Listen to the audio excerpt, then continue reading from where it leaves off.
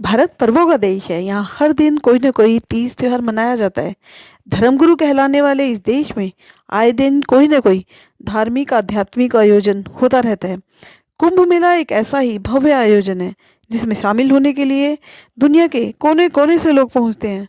संगम नगरी प्रयागराज में आस्था का एक ऐसा जमघट लगता है जिसे देखने के लिए न सिर्फ भारत से बल्कि सात समंदर पार से भी सैलानी खींचे चले आते हैं।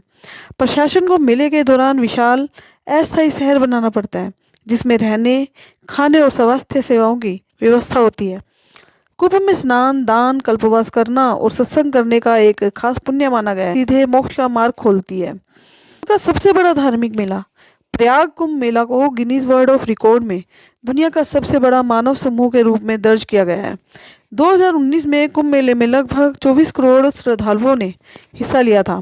इस बार 2025 में 40 करोड़ से ऊपर लोगों के आने का अनुमान है। प्रयागराज में आयोजित कुंभ मेला भारत का एक महत्वपूर्ण और भव्य धार्मिक आयोजन है। इसे दुनिया के सबसे बड़े मानव समूह के रूप में भी जाना जाता है। दुनिया का सबसे प्राचीन मेला कुंभ मेला का उल्लेख जो है वेदों महाभारत और पुराणों में भी मिलता है। इसे भारत की आध्यात्मिक और सांस्कृतिक धरोहर का प्रतीक माना जाता है। यह दुनिया का सबसे प्राचीन मेला या यूं कहे कि उत्सव है जो कि हजारों सालों से मनाया जा रहा है। नागा साधुओं का आकर्षण इस मेले में नागा साधुओं को लेकर लोगों में जिज्ञासा उत्सुकता और एक बड़ा आकर्षण रहता है। ये साधु किसी भी वस्त्र का उपयोग नहीं करते हैं और शरीर नागा साधु गंगा स्नान करते हुए अपने शौर्य और तप का प्रदर्शन करते हैं। चमत्कारी साधुओं का आकर्षण कहते हैं कि यहाँ पर कई चमत्कारी बाबा भी देखे जा सकते हैं या मेले में कोई चमत्कारी या प्राचीन वस्तुएं भी नजर आ जाती हैं। कुंभ मेला विभिन्न अखाड़ों के लिए भी प्रसिद्ध है जिसमें नागा साधु अग्नि अखाड़ा और जूना अखाड़ा विशेष शामिल है। नागा साधु जो कि अक्सर अपने शरीर पर भस्म लगाते हैं और कपड़े नहीं पहनते मेले का आकर्षण होते हैं। अखाड़े की परंपरा कुंभ मेले में विभिन्न अखाड़े यानी जो संतों के अखाड़े होते हैं वो शामिल रहते हैं। इनमें जूना अखाड़ा निर्मोही अखाड़ा अग्नि अखाड़ा और अन्य शामिल होते हैं। ये अखाड़े शक्ति तप और साधना के प्रतीक माने जाते हैं। इनकी सवारी जुलूस और भव्य पंडाल लोगों के बीच में आकर्षण का केंद्र होते हैं। इनके कैंप में भंडारा भी चलता रहता है। श्रद्धालु यहाँ भोजन कर सकते हैं। यूनेस्को द्वारा मान्यता 2017 में कुंभ मेले को यूनेस्को की मानवता की अमूर्त सांस्कृतिक धरोहर के रूप में शामिल किया गया है। आध्यात्मिक अनुभव कुंभ मेला केवल धार्मिक आयोजन ही नहीं बल्कि यह एक ऐसा अनुभव है जो आध्यात्मिकता एकता और भारतीय संस्कृति की विविधता को दर्शाता है। यह आयोजन न केवल श्रद्धालुओं के लिए बल्कि भारतीय संस्कृति और परंपरा को समझने के लिए भी एक महत्वपूर्ण भूमिका निभाता है। खासकर यहाँ पर आकर लोग आध्यात्मिक अनुभव हासिल करते हैं। इसके लिए कई श्रद्धालु यहाँ पर कल्पवास में रहकर योग और ध्यान भी सीख करते हैं।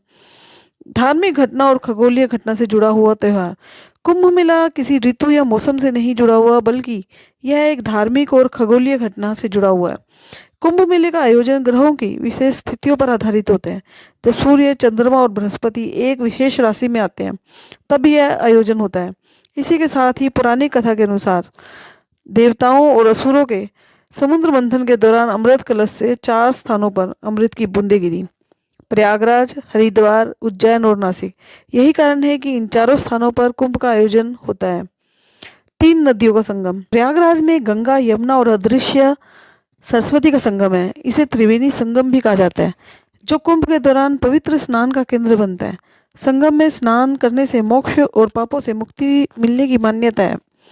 मुख्य स्नान के दिन कुंभ मेले में मकर संक्रांति बसंत पंचमी माघी पूर्णिमा और महाशिवरात्रि जैसे पर्वों पर स्नान का विशेष महत्व है। इन दिनों को शाही स्नान के रूप में मनाया जाता है जिसमें सभी अखाड़ों के संत स्नान करते हैं।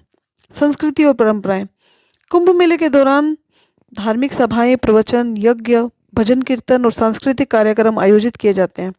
मेले में भारतीय सांस्कृतिक संगीत नृत्य और कला का प्रदर्शन किया जाता है। आधुनिक प्रबंधन आज के कुंभ मेले में तकनीक का भरपूर उपयोग होता है। सुरक्षा के लिए ड्रोन सीसीटीवी कैमरे और डिजिटल मैपिंग का उपयोग किया जाता है। श्रद्धालुओं को सुविधा देने के लिए मोबाइल ऐप और हेल्पलाइन नंबर भी उपलब्ध होते हैं। कुंभ मेले की सबसे खास बात यही होती है कि यहाँ बिना किसी निमंत्रण के लाखों करोड़ों लोग पहुँच जाते हैं। अहम बात यह है कि श्रद्धा की डुबकी लगाने के लिए दूर दराज से आने जाने वाले इन तीर्थयात्रियों को न तो किसी सरकारी सुविधा की चाह होती है और न ही उनके न होने पर कोई शिकायत होती है। दूर दराज से आने वाला श्रद्धालु अपनी गठरी बांधे संगम तट तक पहुंचता है और आस्था की डुबकी लगाकर वापस लौट जाता है। एक पुण्य की डुबकी के पीछे यही मान्यता रहती है या यही भावना रहती है कि इसके लगाते ही पूर्व और इस जन्म के सभी पाप नष्ट हो जाते हैं।